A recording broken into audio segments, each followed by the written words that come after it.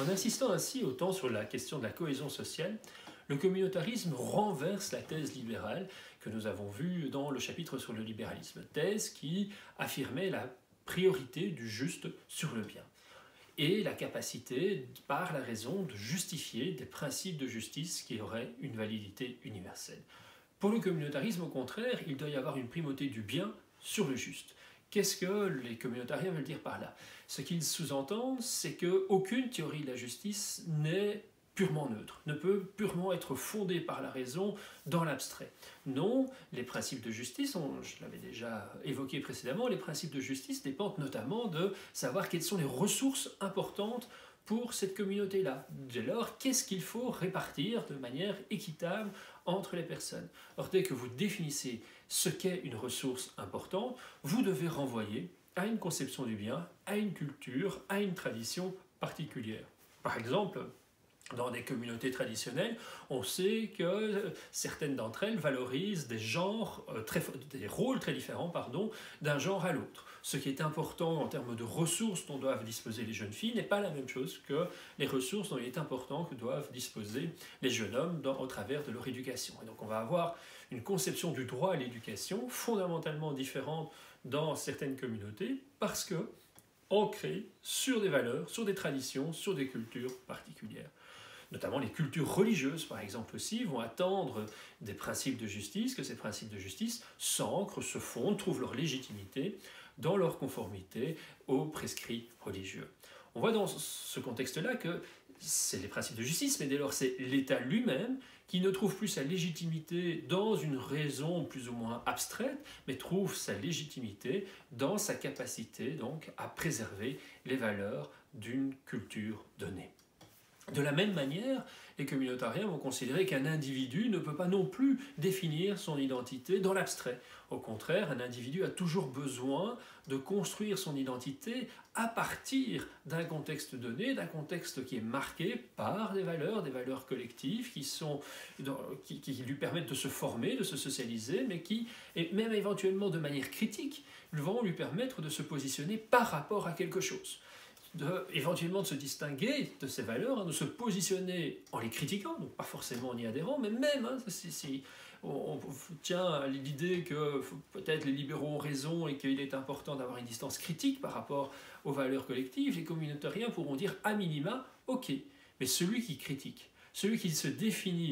définit son identité par opposition aux valeurs collectives, par rapport aux valeurs de la communauté, eh bien même lui, pour pouvoir le faire, pour pouvoir donner sens à son propre positionnement, a besoin qu'il y ait des valeurs collectives. Il ne le fait pas dans l'abstrait, il se positionne toujours par rapport à ces valeurs, que ce soit en y adhérant, que ce soit en s'en distinguant, en s'y opposant. Mais dans tous les cas, la manière dont un individu constitue son identité demande qu'il y ait un cadre culturel riche dans lequel des valeurs collectives sont affirmées.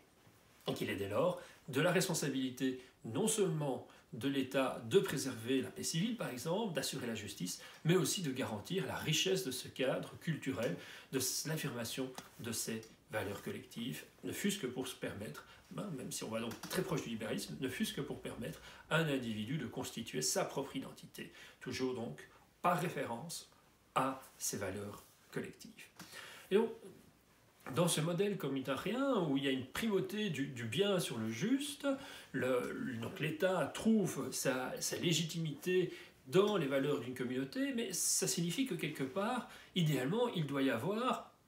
un ensemble d'institutions politiques, un État pour une communauté. Il doit y avoir une forme de congruence, d'identité entre l'État et la communauté, entre l'État et la nation. Communauté politique, communauté culturelle doivent s'épouser, doivent avoir les mêmes limites. Donc chaque peuple, chaque nation devrait avoir la possibilité de se doter d'institutions politiques. Et dès lors, les limites de la sphère d'un État, ce ne sont pas des limites plus ou moins arbitraires. Non, non. Elles doivent correspondre idéalement donc, à cette forme de culture partagée, de socle commun de valeurs héritées de l'histoire, héritées de la tradition, fondées éventuellement sur une appartenance ethnique, sur une même conception religieuse, mais il est important donc qu'il y ait un socle de valeurs partagées, donc qui forment une communauté culturelle, qui forment une cohésion sociale pré-politique, et donc avant même le politique, et grâce cohésion grâce à laquelle l'État va pouvoir trouver sa légitimité, va pouvoir s'appuyer sur cette cohésion pour construire son identité collective. Pas tant construire, ce n'est sans doute pas le bon terme, ce serait un terme plutôt républicain, mais au contraire, s'enraciner dans cette identité collective et avoir comme mission de préserver ses valeurs. Ces valeurs, donc, ne sont pas construites, c'est vraiment la différence avec le républicanisme, ces valeurs ne sont pas construites par le débat politique, ne sont pas construites à travers la discussion démocratique, mais précèdent le débat politique. En fait, on peut dire que tant du côté républicain que du côté communautarien, il y a cette idée d'une identité collective qui doit s'affirmer, il y a l'idée quelque part que État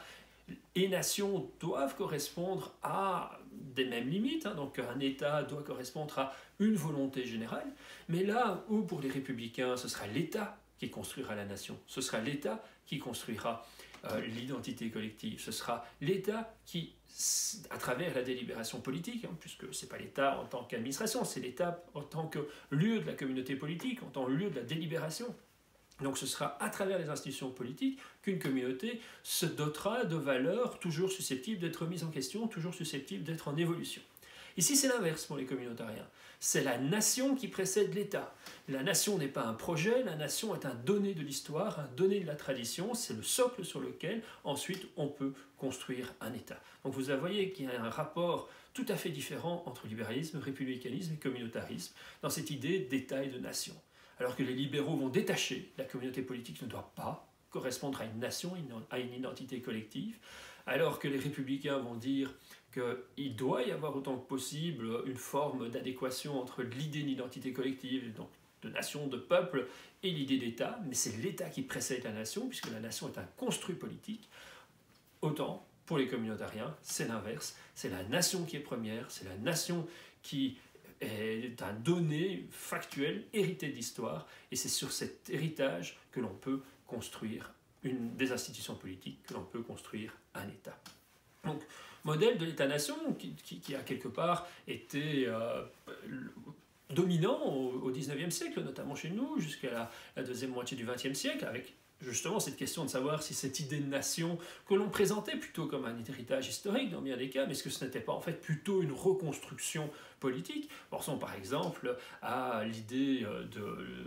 d'imposer une même langue commune. Cette langue commune, en général, ça a été le fruit de politiques publiques. Ça a été le fruit, par exemple, de l'éducation nationale. C'est très clair, notamment en France, où on a l'idée d'une nation française, mais tout le monde ne parlait pas français dans toutes les régions de France, et il garde d'ailleurs des traces de cela, que ce soit du côté des Corses, du côté des Basques, mais même le provençal n'était pas le français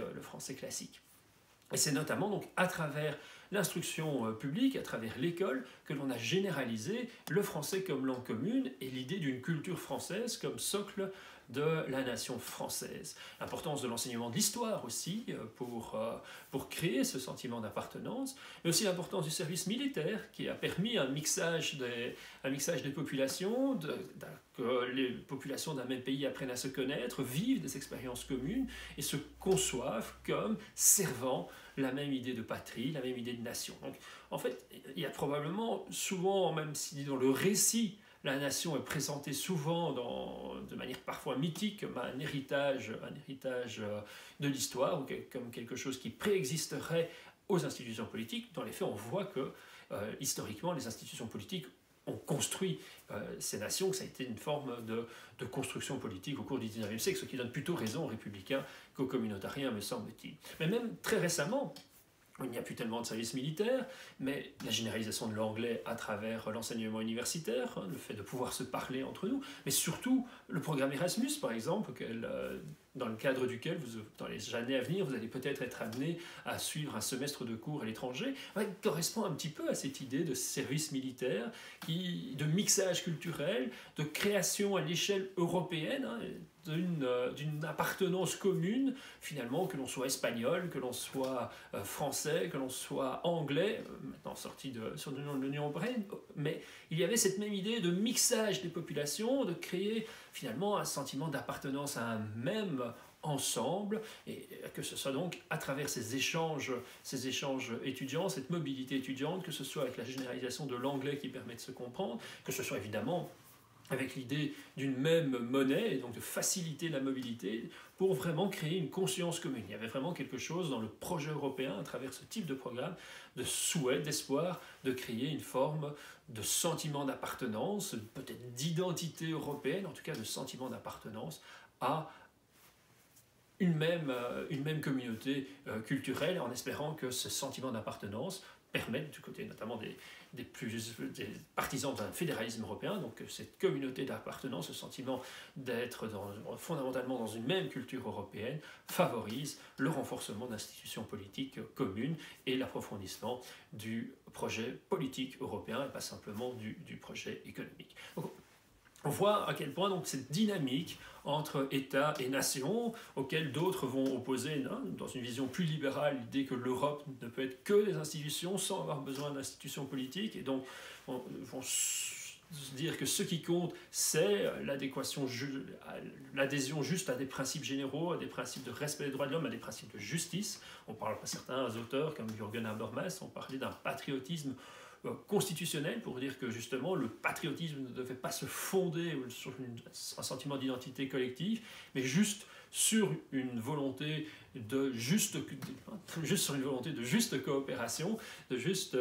d'équité, avec le respect essentiellement des droits fondamentaux et des principes de justice. Reste que ce modèle de l'État-nation, comme je viens de le suggérer, est souvent plutôt un construit politique qu'un réel héritage de l'histoire. Souvent, la dimension historique est davantage fantasmée.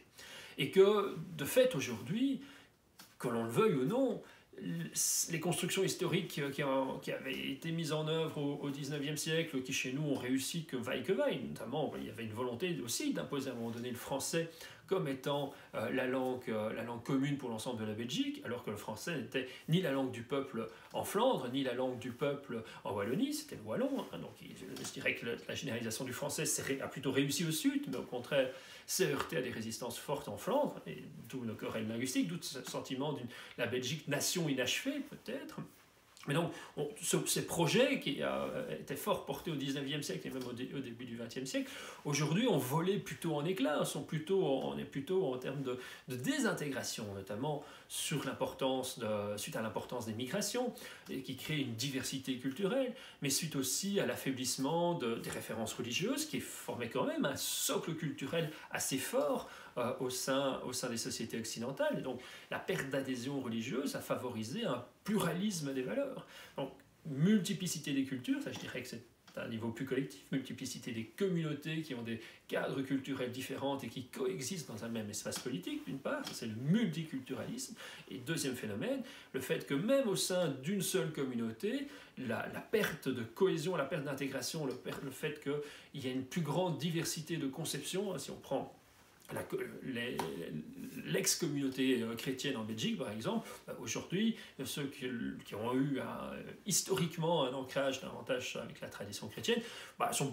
ont beaucoup plus de pluralisme des valeurs, se retrouvent moins autour de mêmes valeurs. Il va y avoir une diversité beaucoup plus importante des conceptions de la vie bonne par rapport